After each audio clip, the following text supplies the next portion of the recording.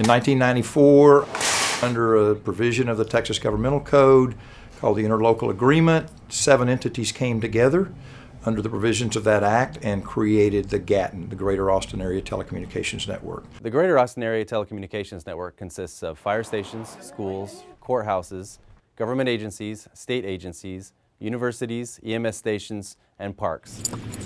It's a consortium of 7 different public entities: the City of Austin, Travis County, Austin Independent School District, the State of Texas, the Lower Colorado River Authority, the University of Texas, and Austin Community College. The Texas Governmental Code provides for the mechanism by which those public entities can cooperate to the maximum extent possible to carry out the mission of each of the 7 entities.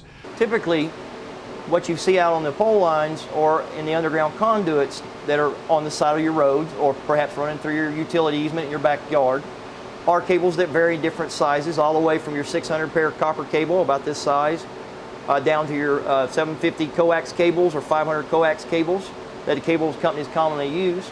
The most advanced networks that exist today are fiber optic networks. That is a fiber optic cable that provides service for the GAATN network. This particular cable consists of 11 different fiber tubes for services that are provided. Within each tube is a set of either 12 or 6 individual fibers.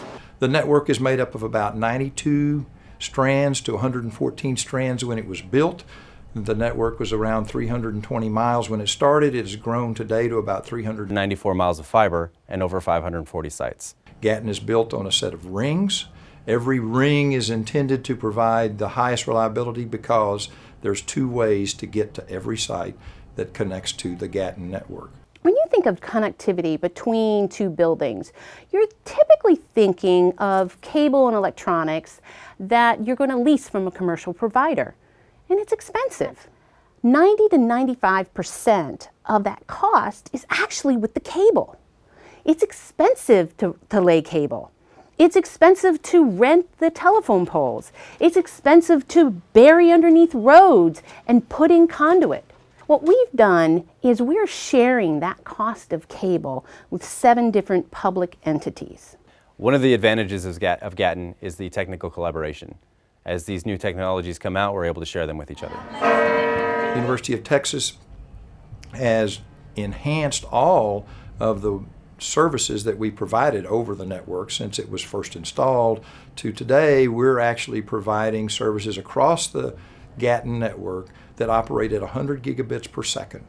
GAATN saves all of our members about $15 million a year. The financial obligation averages around $2 million a year total for all of the entities together. For the University of Texas, when we look at what we've done today across the GAATN network, and we compare that with what's available in the commercial sector from telecommunications companies or cable companies, those services that we acquire across the GAATN network would cost us about 13 times more than what we pay in our contribution to GAATN. The City of Austin saves about $4 million annually. Think of that. That's all taxpayer dollars that we're saving. That's pretty cool.